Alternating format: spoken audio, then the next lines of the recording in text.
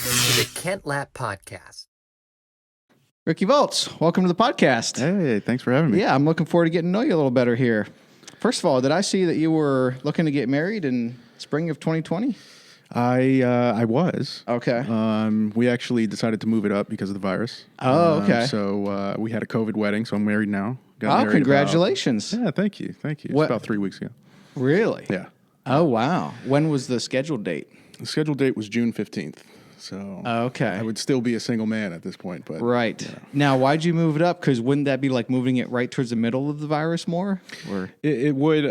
Basically, what happened is, because of the lockdown or Right. social distancing stuff, we ended up basically self-quarantining together. And so we Okay. were living together, she Okay. was helping out with the kids and everything. So it was like, what did we do Let's here? get the deal done. Yeah, Yeah. that makes total sense. Yeah, total sense. What are your thoughts on everything that's going on with the virus? And I know you guys consult with various businesses, correct? Yes. And so you're not just kind of selling a service, but you're helping the businesses. And so it seemed to me like, yeah, you guys were involved with business. And I'm just kind of curious what kind of impact you're seeing with businesses that you're working with this virus.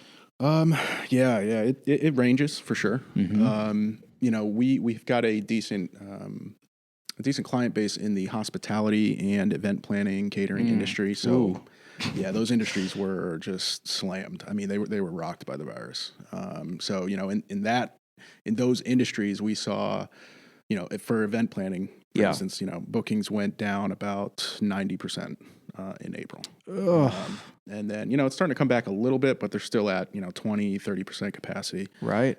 As compared to last year this time. Are your businesses that you work with mostly in Nashville or are they around the country? We've got businesses around the country. Okay. Clients around the country. Now, have you seen the downturn or the impact kind of equal across the board in terms of these businesses, where they're located, the states they're in, and stuff like that? Or is it some states were, the businesses in some states hit worse than others? It's a great question. Honestly, I think most of our clients were impacted roughly the same, regardless of the geographical location, mainly Okay. because we're working with companies that are in larger cities. So I think it's more about, we're not really in rural areas, Right. which I think we're not as heavily impacted. Right. Yeah. No, that makes sense. And we'll get into Bento Systems. Yeah, we'll get into Bento Systems, but I'm kind of, what kind of businesses, like what's your demographic for your customers? What are the businesses that make sense to use you guys? Types of businesses. Right. So because of what we offer, we actually offer a service that works across a lot of different industries. So really what we look at are kind of personas, right? Not necessarily just industries. So we like to, ideal clients for us are things like clients that have kind of sloppy or messy software stacks. They're using, 10, 12 different pieces of software each week to get their business done. Yeah. People that have kind of plateaued in revenue and are looking for the next push to help them break through and start growing again. Yep. Those are really kind of ideal clients for us. It's really more about that business owner, than it is so much the industry. Interesting. Okay. Yeah, it's a mindset, Oh, interesting. So you might have so you have picked up on some common denominators of the business owner or the business leader that is attracting them to your company more than industry or even company size? Correct. Oh, fascinating.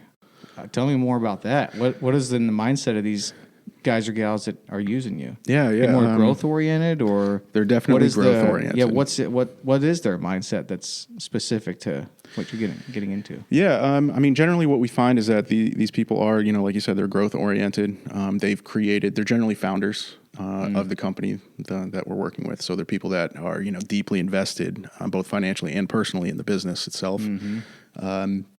And they, like I said, they've basically, there's a few, I guess, different kind of demographics there. The first one I can touch on is really a business owner that has had the business for maybe years. It might have been a multi-generational business, that sort of thing. And they might be third generation deep. And this business owner, this leader, has decided that they really want to start growing again. And the past couple generations, maybe that first generation grew it to a point, and then it started stagnating. And now they've got the reins. and they want to start growing again. So they're looking out, they're asking around, looking for resources to help them start growing and, start down that growth path again. So that would be one kind of demographic. Another one is, again, still that owner. Because of the size of company that we generally work with, it's usually an owner that we're dealing with. It's another growth oriented, focused person. They're usually, on that track of growth already. So they haven't necessarily stagnated themselves, but they are getting to the point where they've figured out the sales side of their business, and they're selling things like crazy, but they can't, for whatever reason, they're having trouble executing on that. Yeah. On that work. We've been there. Yeah. We've been there. Yeah, I think we maybe should have found you guys a few years ago. Now, what is Bento Systems, though?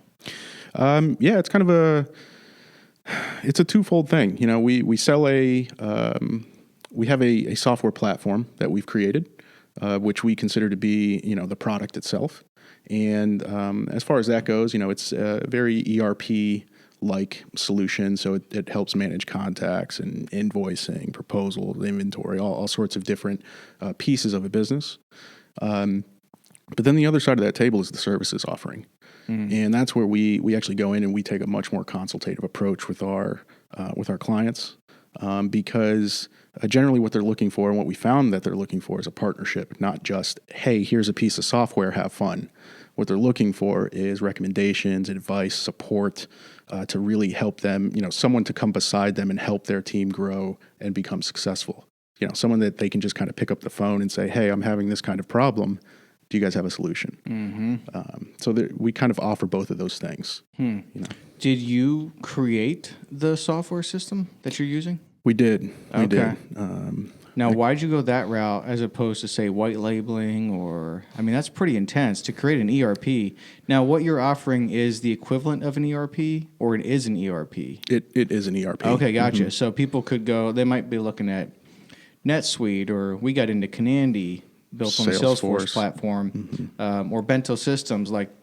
Those would be their options that they're looking at. Yes. It's a pretty big deal to create one of those. It took some time. I would think. It took some time. Where did you see the need? Why did you create that instead of just, making some tweaks on one of the other platforms? Right. Honestly, that's what you just said there, making some tweaks on some other platforms. That was a big reason that we decided to create our own, because generally when you're building, let's take Salesforce, for example. Salesforce is a great platform. It's very robust. However, if you're gonna build a custom solution on top of it, you're not working with Salesforce. You're working with a third-party company who may or may not have the same skill set as a different third-party company who's also selling Salesforce services. Right. And so a lot of times what happens is we found that people that have invested in those types of projects, they'll end up spending hundreds of thousands of dollars and not getting the solution that they want. And there's a lot of reasons, for that. But generally we found that it's a scoping problem. And if we don't get the scoping right and we don't own the platform, we're really kind of limited in what we can do for our clients. And so that's why we really kind of doubled down and said, look, we want to own this platform because it gives us the flexibility our clients need and we need to implement solutions faster. Right. Yeah. But how do you even go about? And by the way, this is fascinating for me because we implemented Canandy a couple years ago, and it did cost several $100,000. Yep. And it cost about twice what we thought it was going to cost. Of course, yeah. And it took about twice as long to implement as we thought it was going to take, and it was about half as useful as the cobbled together accounting system that we had been using. Right. It was pretty rough, dude. Yep. It was rough. We actually killed it and went to QuickBooks. Oh, so you're not even using it anymore? No. Yeah. Yeah, it was a disaster. Yeah. How do you try to mitigate that happening? Because that is common. It is very common. I was talking to someone else. They implemented, it was a different ERP. I can't remember the name. Very similar. It took twice as long. It cost twice as much. And it was not functioning anywhere close to what they thought. So that just seems very common. There was a state somewhere in the South. I forget which one it was a few years ago. It was either a state or a municipality. But they tried to implement an ERP, and it almost bankrupted the government entity, whatever it was. So, I mean, these things can go south quick. Very quick. How do you try to mitigate that kind of nightmare? Yeah, there's a few things that we do, and actually we're very, very aware of that problem. It's actually part of the reason that we created Bento, because, you know, if I back up for a minute, before we were doing Bento, we were creating custom software, ERP-like solutions for our clients, ground-up solutions. And what we found a few things really, commonalities between each of our clients, and they were, you know, from different industries and things like that. So, but what we found, one of the big things is that we were being brought in as the cleanup crew a lot of the times. So, you know, 70-80% of our clients, we were actually the second or third software vendor to come in and try to create a solution for them. Oh yeah, yeah. So at this point, the customer's well frustrated. Oh yeah, they're pissed. And yeah, dude, and rightfully so, because it's so frustrating. The thing about this system or accounting is it's central to everything.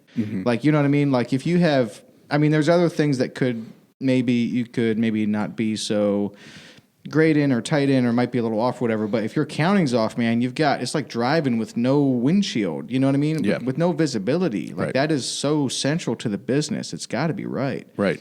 So by the time they were getting to you, they were well frustrated, huh? Well frustrated. They had already, you know, spent a lot of money. And they've heard the pitch, you know, they've heard the pitch from software companies before. So, you know, we wanted to figure out a way to deal with that. And so we needed actually, let me back up before we got there. So we saw that problem. And then what we did as a team is we tried to figure out, well, why is this the case, right? Why does this keep happening? And there's another stat out there that's like 70% of software, you know, IT projects in enterprise America end up failing. Which 70%? 70%. It's shameful for the industry. Yeah, it really is. So we didn't want to be a part of that stat, obviously. And so we did some research, try to figure out what was going on. And honestly, what we found is that scoping thing. So these software vendors were just rushing into having a client sign a contract so that they could get paid and start creating something. Whether or not it was the right solution, they just wanted to create something. And so we wanted to design something that gave us the freedom and the ability to spend more time on discovery, scoping, understanding the problem set, and less time on writing code, right? And so that's basically why we created Bento, is we said, look, we're going to create a platform that has 70, 80, 85% of what most businesses need and what we had to keep building when we were doing custom work. We're going to build a platform that has that, and if we do it the right way, where we can kind of point and click and set things up differently for each client, we can spend way more time on that consultative side of things, right? Really understand them. And then we also doubled down and said, look, scope creep is a terrible term. It's got a bad rap. But honestly, if we're doing our job correctly, scope creep should be a natural result of that, right? If we create a better process for you, it shouldn't take you long to come back to us and say, hey, well, what if we tweak this area of the process now? Like, why don't we make this, you know, remove this roadblock, right? Because what happens is when we fix the biggest problem, it just makes the smaller problems the biggest problems now, right? Yeah. And so that should happen. And so we need to be adaptable and flexible enough to work with our clients. It's that partnership mentality instead of project mentality. Yes, totally. Right. And by the way, I always forget this. What is the definition of ERP? It is Enterprise Resource Planner. The P is the one I always forget. I'm like, Enterprise Resource what is that? Planning. Okay. Yeah. And it's basically an ERP it's supposed to be designed so that it can basically touch and run every part of your business, and those components talk to each other, as opposed to use QuickBooks for accounting, use Google Sheets for tracking your inventory, use all these different kind of pieced together components that are not talking to each other. That's right. The pitch for an ERP, generally speaking, correct? Correct. Okay. Correct. Yeah. Yeah. But how did you begin to write this code? That seems pretty daunting. Yeah. I mean, you know, like I said, so about 12 years ago, we started creating custom software solutions for our clients. Okay, so this was over a period of time. You would create like add-ons and custom stuff, and then kind of just put it all together at some point? Yeah, well, what we were doing is actually, we didn't have a platform back then. So we were doing 100% custom stuff, right? I see. Kind of that classic software development route where, we'll sit down, we'll figure out what you guys want, and then we'll start from ground zero and build up. Those projects take a long time. They're very expensive. Thankfully, we hit our target dates and our budgets because I don't like playing in that 70% failure rate pool there. But so we had actually developed a lot of code over the years before we got to the platform model, which I see didn't really start until about 3-4 years ago for us. I see. Interesting. Now, what are your thoughts or recommendations? Because we do have a lot of small business owners that listen to the podcast. What are your thoughts on when to move to something like an ERP and when to just call QuickBooks or whatever good enough, Yeah, I think it really depends on team size. ERPs are really, really helpful when you've got a lot of team members, and not a lot, but even 3 or 4 team members, and all of a sudden you now need to share information rapidly and seamlessly across team members. At that point, you need some type of ERP solution. You probably don't need Oracle, when you've got 4 team members, but you need something more than like Google Sheets or something like that. Right? Yeah, I see. And I think I saw on maybe it was your LinkedIn that like automating processes and operations it's one of the benefits of using Bento as well, correct? Correct. Is that can you talk more about that? Because that always sounds super appealing to me. Like automating anything sounds great, but automating or getting help with operations in particular, like the details, anything that can help with things like that is just music to my ears. Yeah. How does Bento help with that? Yeah. So we love templates. I guess I can start there. So we're really big on templates within the system, which means, projects to processes and contracts, all of that stuff can be templatized. And what that does for a business owner is it kind of reduces the risk or the fear that their frontline employees are going to miss, adding the right tax to a proposal, or miss checking the inventory before sending out a contract, or not send out the right contract at all. So we use templates to really help standardize those workflows and those processes. So that's a big win because, little clerical errors add up at the end of the year. You can have $100,000 in mistakes at the end of the year if you're not careful. Yes. Right? So templates are a big deal for us. Okay.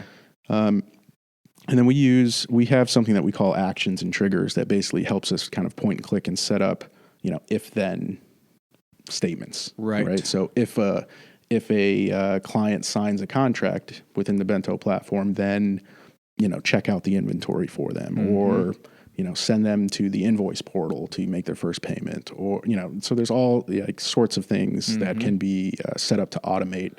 And that was just inventory and contract signatures, but it applies to, document management and contact management, all that kind of stuff. Yeah, that makes sense. Yeah. Who are some of your bigger competitors? Or no, let me ask you this. Who are some of your best competitors? So if someone's not going to go with Bento, like who else is out there that's good? I wouldn't personally recommend Canandy if I'm honest. Are you familiar with Canandy at all? I'm not super familiar. I have heard of it. Yeah, it's built on the Salesforce platform. It's just very custom. Like it was like, I think that was one thing that was not great is, their pitch was it's built on the Salesforce platform. We were using Salesforce. We can make this whatever you want. Like that's okay, but in hindsight, we should have went with another one that had companies in our industry that they were already servicing. Right. They're set up for that. And then we can just go with that and tweak it. But man, we built this thing from the ground up. So actually, I'm not even 100% sure I'm not 100% sure they're still around. We're not using them, but they may be. Not around for you. But yeah, they're definitely not around for us. Who were some of your better competitors, would you say? Yeah, that's a great question. Obviously NetSuite is a huge competitor. They're a multi-billion-dollar company though.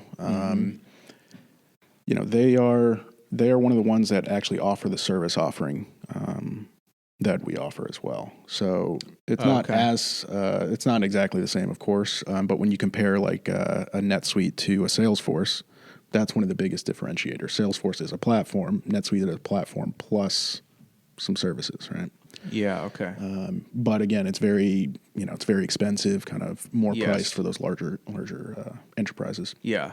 So NetSuite would be one of them. There's a couple others out there that kind of fly behind the scenes, but they're huge. There's Pega Systems. I don't know if you've heard of them, but I have. Yeah. yeah, and they're a massive company. Same idea though. They have the platform and the service offering. Yeah. But as I start to list out these competitors, I think one thing becomes apparent is that these are massive companies that have created platforms for Fortune 500 companies, right? So there's a huge gap in the market. That's super key. Yeah, that's super key. Yeah. What I was going to ask too, what are your thoughts on? I guess it depends on the industry, the type of business. It depends. There's a lot of variables here, but growth trajectory and so forth. But for something like NetSuite, for example, how big do you think that company should be before they start to seriously consider something like NetSuite in terms of gross revenue? Yeah, I mean, something like NetSuite can be valuable, probably in the 5 to 10 million revenue range. Oh, you put that number a lot lower than I would have. Yeah, I mean they've got some great offerings for companies with lower, smaller revenues. Oh, okay, gotcha. It's just not as comprehensive. You might not get that, that white glove kind of service. Gotcha. Okay. Well, I just know. I mean, maybe I'm just burnt on our mistake, but we were using a different accounting software, which wasn't great. What we should have done is just switch to QuickBooks.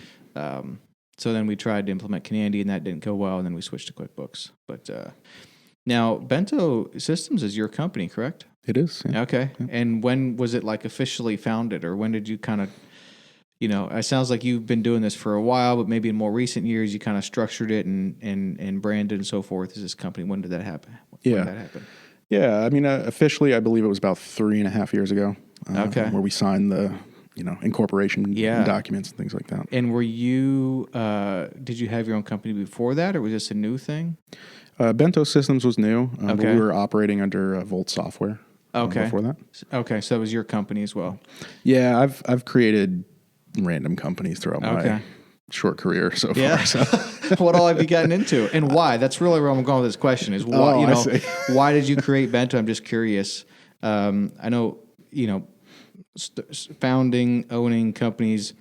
It sounds sexy, but it's hard. It's really hard. And if you don't have a clear vision and a pretty solid why, then I would say don't do it. You know what I mean? It's too hard just to dabble. Right. So I'm I'm curious what else you've gotten into, and I'm curious kind of why or some of the purpose here.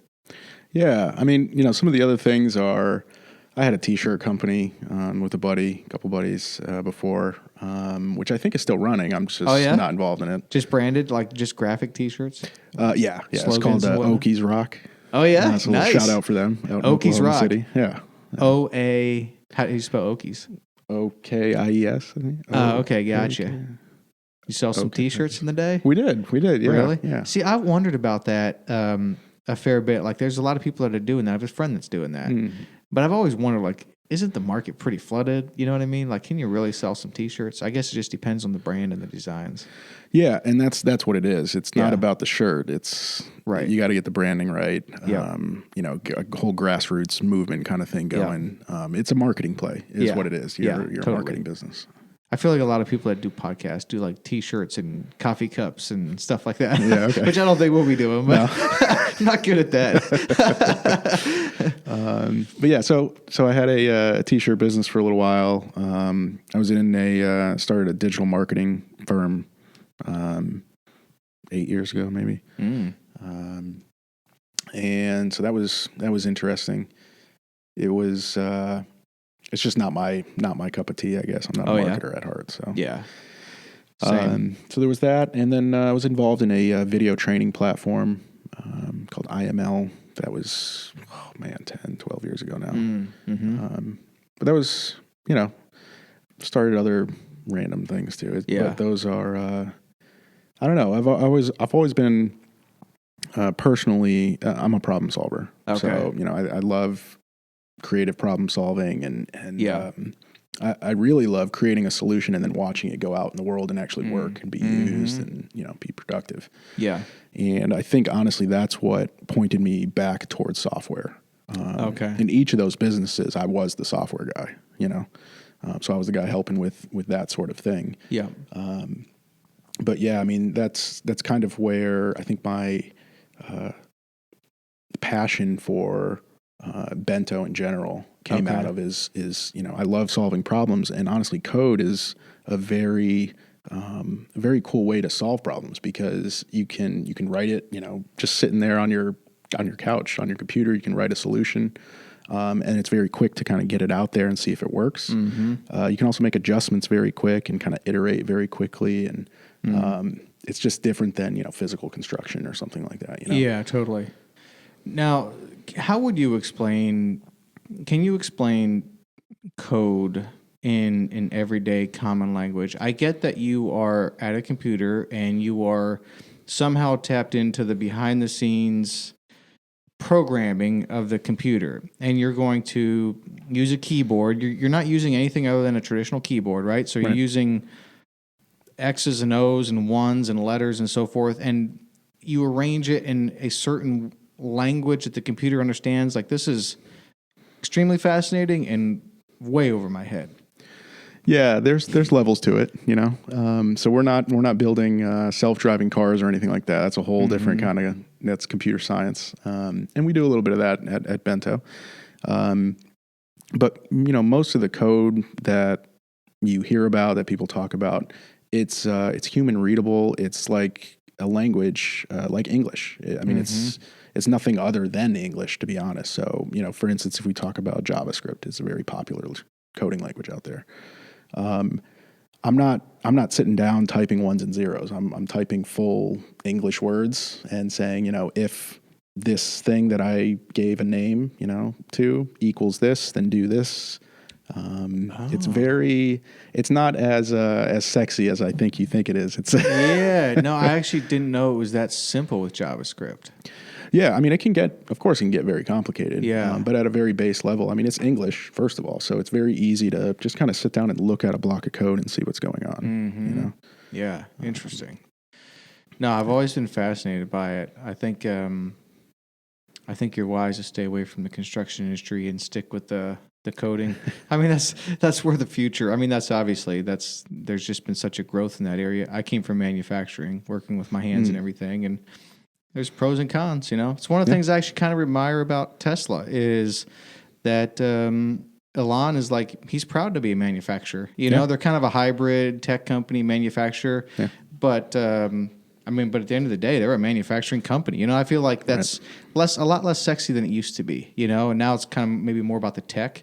I think that's for good reason. I mean, the future is tech. There's no question. But then you kind of have Tesla, who's kind of got a feet in both worlds. Right. I am curious. What do you learn as a business owner or a business leader, as a CEO in the last few years? What do you know now, maybe with your experiences in the last 3 or 4 years with Bento, that maybe you didn't know at the time? Like leadership, lessons, or learning from mistakes, or business principles that kind of rose to the top of your mind as you've kind of gone through this experience. I'm just curious. Yeah, that's a huge question. I think I would say, the absolute biggest lesson I've learned is communication is key as a leader. If you can't communicate, then you're just not going to be able to align your people and align your team in order to get to the goal that you're trying to achieve, right? Yeah. And so I've just kind of learned to slow things down and being okay with saying things multiple times. And then trying to say them multiple times, but in different ways too, because everyone hears things differently. Right. Certain phrases catch with certain people versus other phrases, and you just have to be aware of that. When you're talking with a team, talking with a group of people, I think you just want to you want to limit the amount of actual information you're communicating to a very small subset of what actually needs to be communicated, and then just keep hammering those points. Right.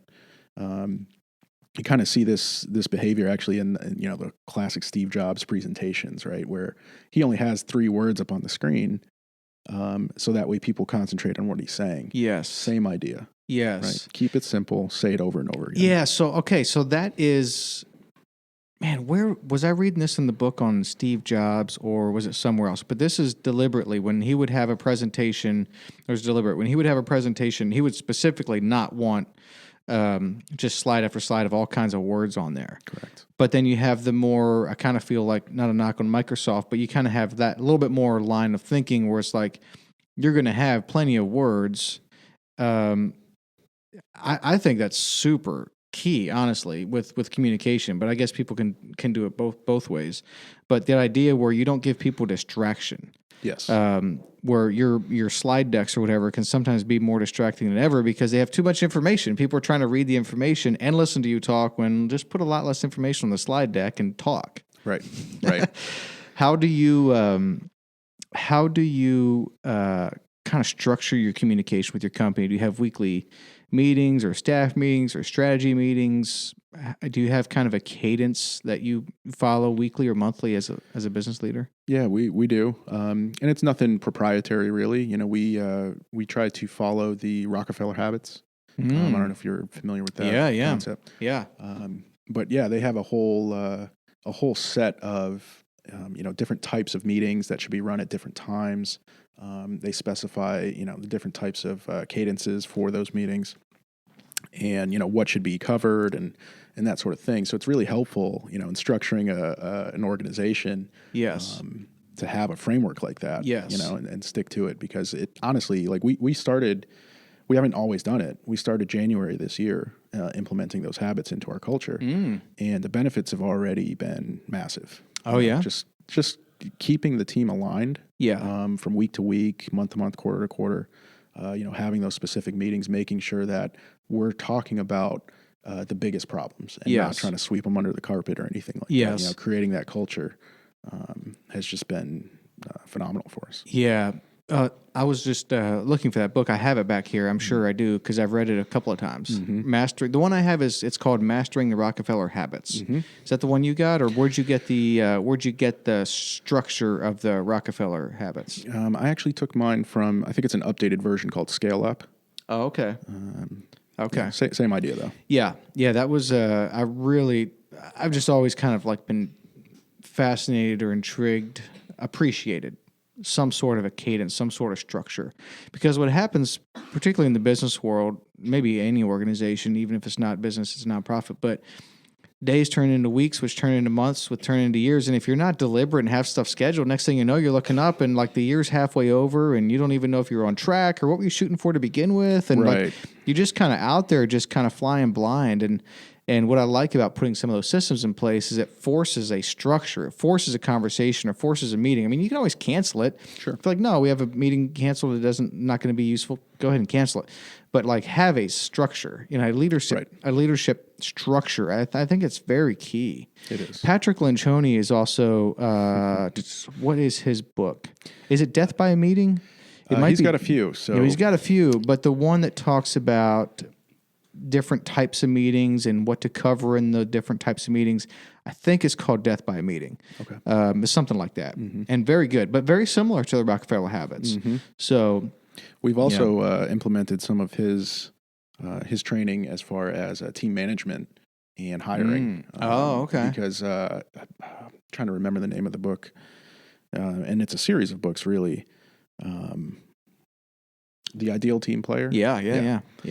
Very good book. It's a quick read. Yep. So, every quarter or so, I have the team, at least our kind of core team, my direct reports, I guess, try to read through that. Oh, yeah? Every quarter? Of it. At least a few times a year. Yeah, wow. It's a good reminder, especially as we're starting to grow, right. Because, we're starting to bring other people onto the team, and we need to have, I can't interview everyone, right? Yeah. And the best thing I can do as a leader is instill the qualities or the decision-making, not ability, but the decision-making strategies that I use into my team members, so that, they're basically making the same decisions I would make, right? And so that's a great tool. Is that series of books from Patrick and his team there? Yes. Great tool. And the ideal team player, I think, is all about humble, hungry, and smart, right? You got it. Is that what it is? You got it, yeah. Yeah, that's a very good book. I mean, I really like Patrick Lencioni's stuff. He is solid. It's very practical, too. Very practical. There's one called The Advantage, The Unfair Advantage. That doesn't sound quite right. But it talks about like purpose and mission and vision and some of those things. Like, and it's just he puts it in a very, I like his writing style. Yeah. It's very easy to read. It's communicated clearly. You made a point about slowing down in communication, when necessary, and I think that's actually a really key point. One kind of example that stuck with me for a long time. I used to be so into calf roping. When I was a kid, I wanted to be a calf roper, like at the rodeos, and they have these calves come out of the chute, and then the cowboy comes out after him and ropes the calf, and you see how quick you can do it. Well, Roy Cooper was like a world champion calf roper. Apparently, I was all into this stuff as a kid. Man, I was going to start a rodeo. We had a mason jar, my brother and I, and that was our rodeo fund, and we put dollars in there. We were going to start our own rodeo, and it never happened, thankfully. But anyhow, I was reading a book. Probably I was in my low teens or whatever, and so into this Roy Cooper guy, and it's very technical. It's very fast. You're coming out of the gate and roping this calf and tying its legs up in like 6 seconds, the good ones, or 8 seconds maybe if you're not so good. And so it's very quick. But anyhow, what stuck was it's very easy to make a mistake because you're coming out of the chute. You got to get the timing right. You got to have to actually rope the calf. Then you're coming off of your horse down the rope. The horse needs to keep the rope tight because if he doesn't, the rope gets loose, the noose gets loose around the neck, and they just run away. And then you grab the calf, put it on the ground, and tie its 3 legs together. And the main point that he was making was when anything goes wrong in those 6 seconds, from out of the gate to calf's tied, if anything goes wrong, the natural instinct is actually to speed up and overcompensate and try to like go quicker because you made a mistake. But he always thought it was better if any mistake is made, he intentionally goes a little slower, because if you make a mistake and you're trying to go quicker, first of all, your adrenaline's pumping probably more than it should if you made a mistake. And it's just not going to go well if you try to compensate and go even quicker. And he always thought that, when something went a little off, it's better just to actually slow down deliberately. Yes. I think it's the same with communication. When you get into like mistakes being made or some challenges popping up or there's fires or whatever, like anytime that type of thing happens, it's the time to like communicate even more and make sure it's even like just presented, I don't know, at a lower level maybe, like even dumbing it down a little bit, for just to make sure like the key things still get done. Right. Right. So communication, anything else you've been learning other than that business is hard? Yeah, it is hard. It is hard. Communication is a big deal. I've actually learned, at least for the position that I'm in, scheduling full days for yourself is not a good idea.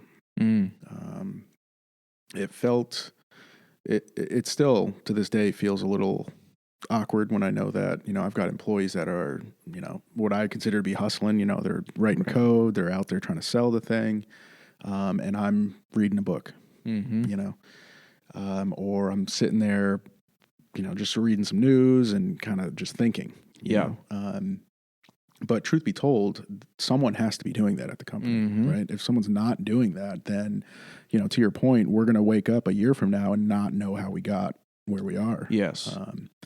So it's a very, I think it's a tough thing for someone who started and founded a business and has grown it to the point where they truly need to sit in that CEO seat to say, I'm going to delegate all of what used to be my daily work that, I was grinding on for a year before this. I'm going to delegate that all to the rest of my team so that I have time to just think. That's, it's a scary thing, to be honest. But it is absolutely necessary if you want to grow. Yes, it is a scary thing. So that resonates with me because I felt that for years. I used to feel that I needed to be the first one in and the last one out. And if I were to say, knock off early on a Friday to go on the lake, I'd feel guilty. I could get past it if I really had to, but I try to do that stuff as little as possible. Now, if I'm going to take a week off and go on vacation, I didn't feel too poorly about that as long as I didn't do it too often. Sure. But, not being there when the gears are turning, I don't know, maybe it was a little different for us because we were manufacturing. It was very operationally intense. We had product being built in the shop and then put on a truck and going down the road, and there's all kinds of things that can go wrong with that, and it's just very hands-on. Until you get other levels of management in, but I feel like I didn't do that part very well. I wish in hindsight, if I could go back 10 years, just be like, that is one thing I would change. Look, man, be okay with running the thing, looking in the future, taking care of the vision, making sure the key leaders are in place and doing their thing, and just chill a little bit. Yeah. That someone needs to do that, like you said. Mm-hmm. So how do you still find that difficult? Do you still feel guilty when you're at your computer, not just grinding and hustling and doing the details? Or how have you come about that? Honestly, I've done a lot of reading, and I've just found that this is the path that I have to be on in order to achieve the things that we want to achieve as a company. So I've just had to accept that, and just kind of settle with it.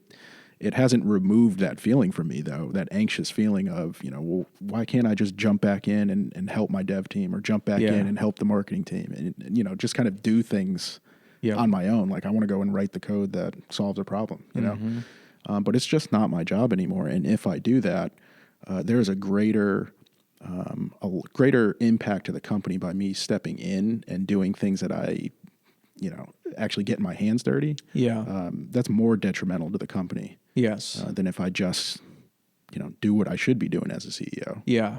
And planning and, vision casting and that sort of thing. Yeah, for sure. Because it's, I think, it's just the idea of being effective is more important than being efficient. Like, being efficient's great, but if you're doing things so efficiently, but they're not the right things to be doing, then they're not going to be effective. Right. Which I think Peter Drucker has a book about that, but I haven't read that one. But another book you may find, have you ever read Rocket Fuel? I have not. Okay, man, that's a great book, man, because that talks about the visionary and integrator dynamics. Mm-hmm. Everyone knows about Warren Buffett, but no one really knows the name of his partner, who's been with him for so long and has like made stuff happen. Everyone knows about Walt Disney. No one knows about, I think it's Roy Disney, his brother, who is the integrator. Like generally speaking, the visionaries are the ones that get the attention. But in almost every case, these famous great visionaries, they had integrators, people that like ran it, and they would focus on what they were good at, and then had like that complementary skill set, right? Which that's what that book's all about. It's really, really good. Rocket Fuel, it's really great. To check that out. Yeah, I do. I'd actually love to hear a little bit more. I don't know much about you personally, where you're from, your background, some of those things. Are you native to Nashville? No. So I moved down Neither here. am I. Yeah. No one is. I think I know like 3 people that are. Yeah. But no, I moved down here about, 12 years ago from Massachusetts. So I'm from the Northeast. Yeah, I'm from New York. Oh, okay, cool. Upstate, though. Where in Massachusetts? Springfield. Oh, yeah. Springfield, Mass. Yeah, it's pretty over there, too. Yeah. It's, that city's seen some better days, but, I mean, it's home. Yeah. Basketball Hall of Fame, so it's kind of its claim to fame there. I didn't know that. Yeah. And actually, a good chunk of our developers are in the Northeast as well. So Vermont, New York, Connecticut. So I moved down here about, like I said, 12 years ago, I think. And so right now I'm in kind of the North Nashville area. Mm-hmm. I've got a kind of a background. I've always been a nerd. So I've been into computers and software and stuff like that for a long time. But I've also been very into music. So I play guitar. I played guitar. I haven't picked it up in a little while. Yeah. I used to teach music theory for a little while. Really? When I was in high school. Interesting. So that was really fun. I really enjoyed that. Yeah. I honestly, I really just enjoy teaching in general. Okay. So I like problem solving, but I also like the challenge of trying to help someone understand a concept. I like teaching concepts, conceptual things, and teaching is really kind of run in my family. My father was a professor, taught at my high school when I was a kid. He's a microbiologist now, but so he was a biology teacher. My mother was elementary school teacher. My brother, my little brother, actually, he taught English in college to foreign exchange students coming in to the country. Cool. Yeah. So it's just been, something that we love to do. Yeah. And it's paid off here in business as well. Yep. Also a huge Lego head. Absolutely love Lego. Really? Oh yeah. Do you still? Still. Oh yeah. No way. Yeah. So what will you do? Oh, his brother Jackson. So Lincoln's about to be 10, and then Jackson's about to be 8, and well, they're both into Legos, but Jackson, man, you get him a Lego set, and it's like he speaks Lego. Yeah. You know what I mean? It's like he can just. We haven't gotten him a set yet that he hasn't just mastered. Yeah. So what are you getting, like these big sets? Are you just creating your own deal? When do you play Legos? Is this a family activity? Oh my gosh. In some cases, yes, it is a family activity. That's great. What's a great family activity? Yeah, it is. It is. So I've got a 9-year-old daughter and a 7-year-old son. Oh, okay, cool. Both are also really into Lego. My daughter loves the Harry Potter collections, and my son is actually more of the just likes to build things. So we've got a big kind of tin of just random pieces of Lego. Sometimes we'll go into his room, dump them on the floor, and just start making stuff. Yeah. But then there's private adult grown-up time for Lego too. Yeah. So I've got like the Lego Bugatti and some other models and stuff that I've put together. Oh, wow. Yeah, I love those things. Oh, wow. Very cool. But Legos are not cheap. Those Lego sets are not cheap. Now, what do they charge for like a Bugatti Lego set? Oh my gosh, I think that one was like $350. I was just gonna say like a couple $100. Yeah, because some of those kids stuffs, I mean, it's like $100 easy. Oh yeah, for some of that stuff. The Harry Potter ones are minimum $80. Yeah, it's a set. It's only like that big. Fascinating. I've not met a grown man that's that into Legos in some time. Really? No, I think it's fantastic though. What a great pastime, great hobby. The teaching thing. Do you get an outlet for that at work? Oh yeah. Oh yeah. I feel like that's basically, if vision casting is my first priority, then teaching is number 2. I've got to be it's my job to make sure, even if I don't understand the concept myself, it's still my job to make sure that the people that need to understand it have the tools and the people around them to help them understand those concepts. So teaching is a huge portion of what I do. And it's a big thing in our culture too, because when I first got started doing this, I was just given an opportunity by someone who believed in what I could accomplish. I didn't really have the credentials at the time.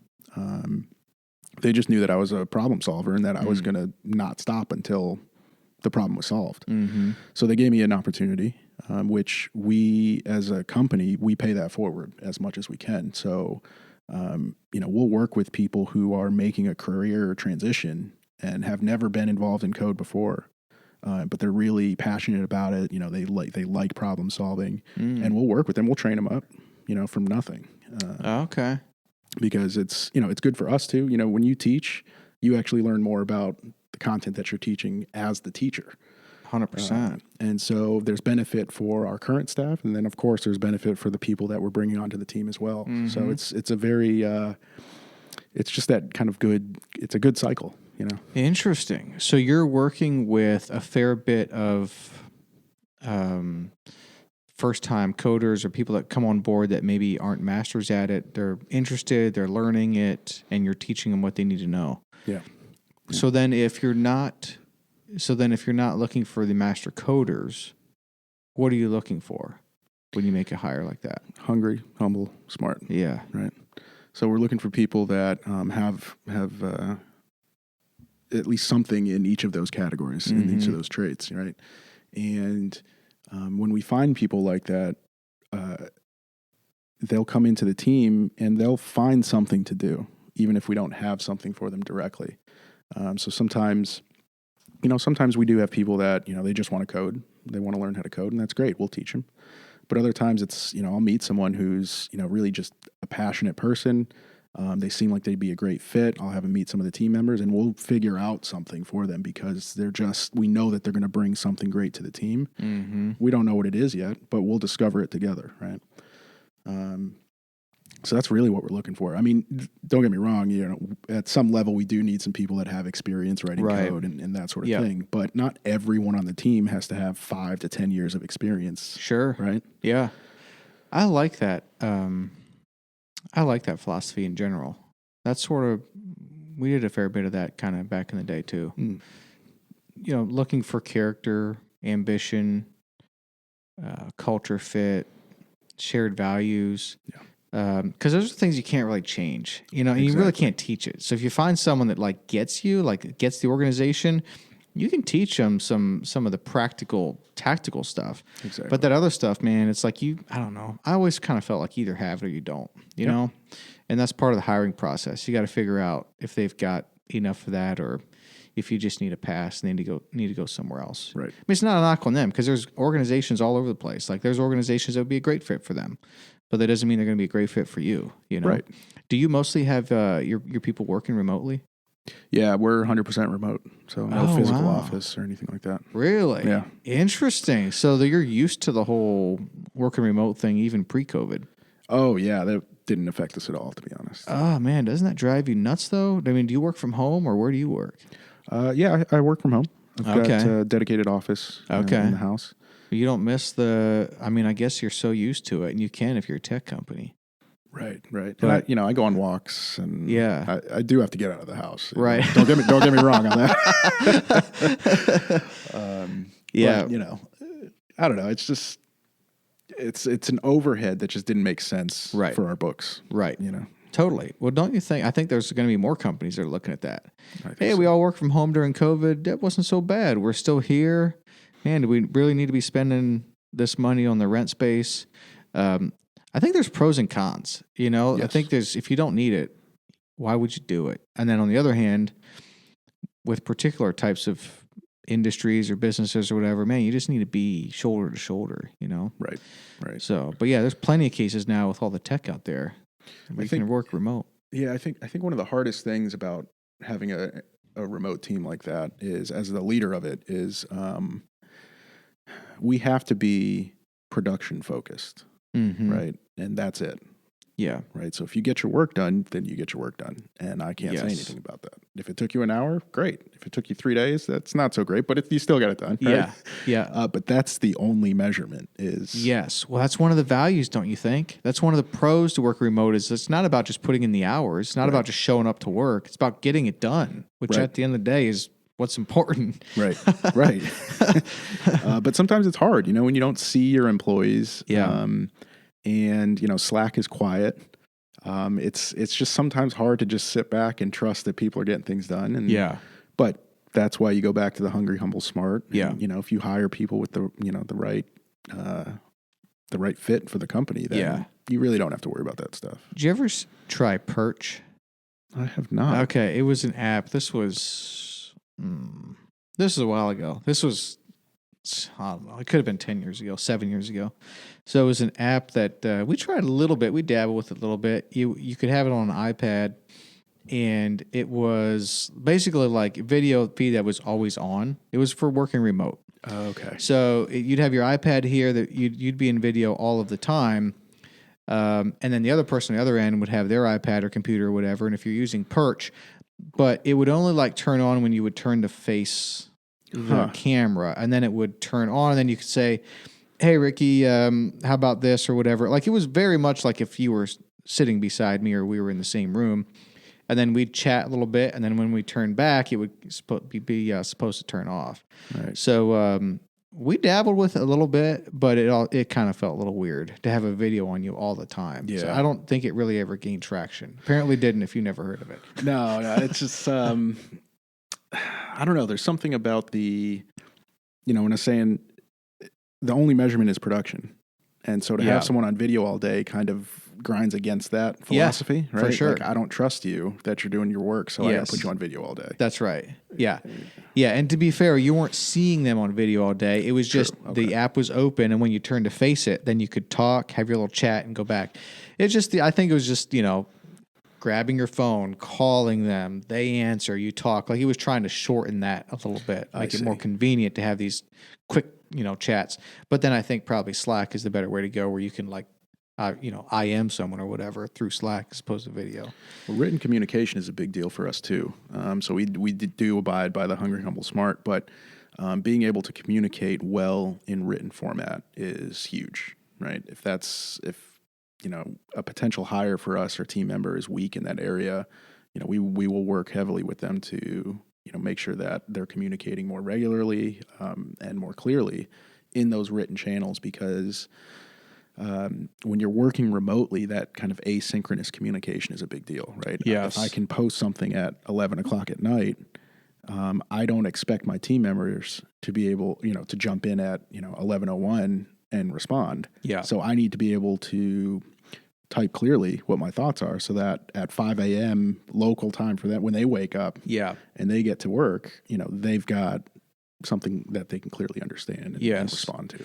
Oh man, I totally agree. I just think communication, like for people, if they're not sure like what to work on or like what skill to develop next, you can't go wrong to develop your communication skills.